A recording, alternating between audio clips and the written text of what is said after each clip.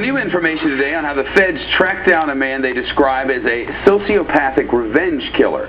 The man investigators now say was behind the anthrax attacks that spread fear throughout the nation and killed 5 people in the months after 9/11. We're told the FBI broke down the unique structure of the anthrax and tracked it back to Edwards Ivins, this man, an anthrax researcher for the government. He reportedly committed suicide last week after learning the FBI planned to prosecute him for those attacks. Since then, co-workers have described Ivins' behavior as erratic. His therapist now says on the record and on tape, he talked to her about killing people. The therapist says she was so scared of what he might do that she tried to get him committed to a mental institution. Catherine Herridge has been all over this case from the start. She's live with us in Washington now. Kath, we're told Ivins showed what's called classic offender behavior. What does that mean?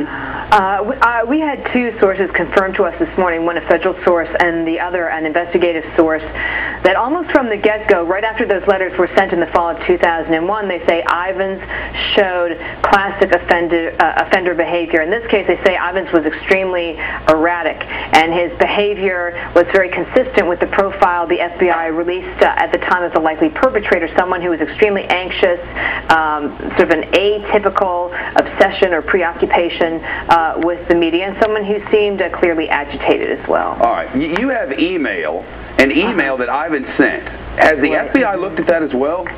Yeah, I have the email right here, and this email, in many respects, has been, I don't want to say a smoking gun, but has really held a lot of information about Ivins and his state of mind, and also others he thought were involved in the attacks. And I was able to confirm this morning that the FBI also has the email, and that they specifically questioned a scientist who was identified in that email. The scientist is important because the implication is that he was the one who made the powder that was sent in those letters.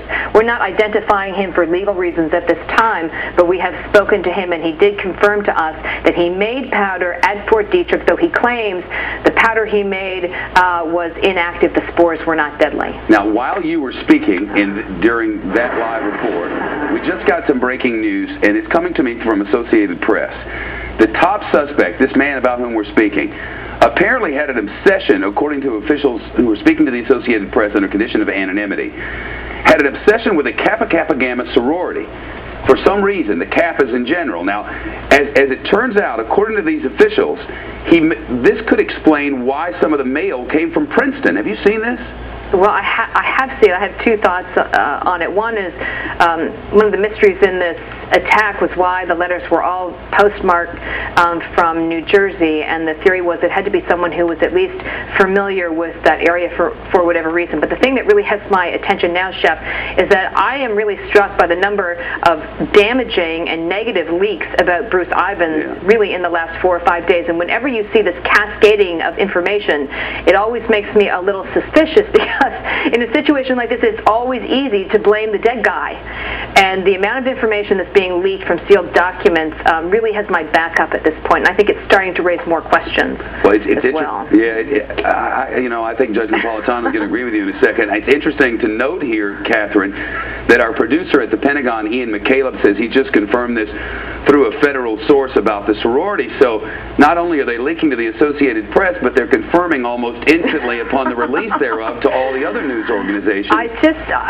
My experience, and I'm just going with my instinct, is that you always have to be suspicious when there's just a flood of negative information about someone who is considered a primary target and who's dead and can't answer for his actions. There's no doubt about that. Catherine Herridge, very good of you. Man, it's been impressive work. Thank you. I want to bring in Judge Andrew Napolitano, and it's interesting what Catherine said, Judge Napolitano. He's our senior judicial analyst around here.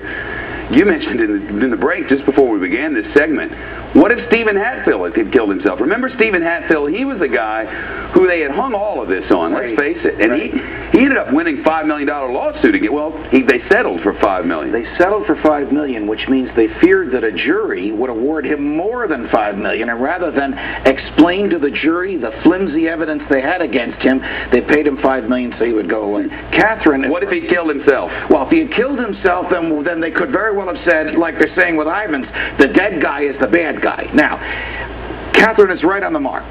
When they begin leaking things like this, day after day after day, none of us heard of this guy Ivins before. Catherine had, but no one else had. Correct. Before 4 days ago. Right. It's obvious they're trying to cover themselves by suggesting that he's the bad guy. Here's the problem. If they really thought he was a mass murderer, he had killed 5 people, why was he free? Why was he at large? Because they didn't have enough evidence to go to a judge and get an arrest warrant. If they don't have enough evidence to get an arrest warrant, they don't have enough evidence to get an indictment before a grand jury. So who do they think they're kidding? And they're about to stand up in front of us and tell us investigation closed. But I've listened to expert after expert, so I'm familiar with this case in all of its intricacies, say that it would be how difficult it would be for one human being to pull this off. I think that those experts are correct. And the FBI made a lot of demonstrable, obvious errors. The congressman from Princeton, New Jersey, a former professor at Princeton by the name of Rush Holt, said they didn't come to his office where the anthrax was found for 7 weeks. They should have been in there within about 30 minutes to investigate everything around the anthrax that it may have touched and how it got there. Case closed?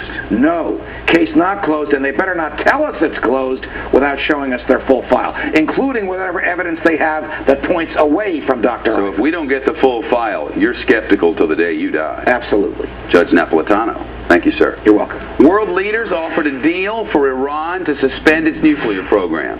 Iran said, basically, forget about it. And now the country says it's got a brand new weapon. Iran with a new weapon. What's next for negotiations? All the details next in Studio B.